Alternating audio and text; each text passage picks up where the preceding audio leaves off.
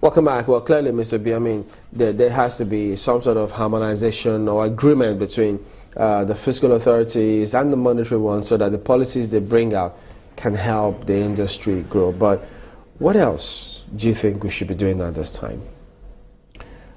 Well, I think there has to be some sincerity amongst all Nigerians in the way this country is run. I've just said that I don't think they're just pumping money or reducing interest rate alone will solve our problems. We need to look at other things that affect this country. The government should hands off a lot of the load they are carrying at the moment.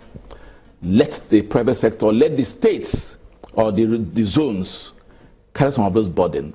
It's not enough that you go there, get the bulk of the money, and we don't see what they are doing with the money.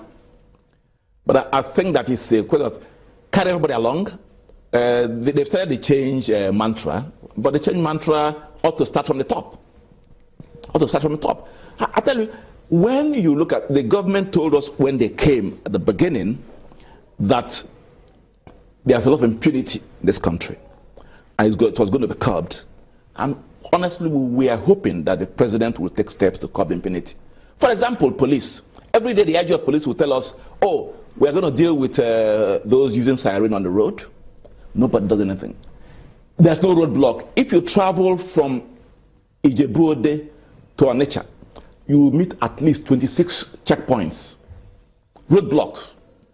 Police, custom, road safety, federal road safety, all demanding the same document, all collecting money. As you are being checked here, you look ahead 50 yards to see another set. If you ever travel in a private car, try it someday. Go in your private car along that route and see how many times they'll stop you. You know, good thing you're also a lawyer. There's this bill that the executive is sending to the National Assembly about emergency economic powers. You think that will help us in any way? Well, to be honest with you, I do not think so, because I just read a summary of that bill. They want to be able to have powers to do many things about the economy without going to the National Assembly. I think all the powers that they require already are existing. What about if you want one where, for example, you want to increase the mobilization you give to, you can change the law, change that particular law.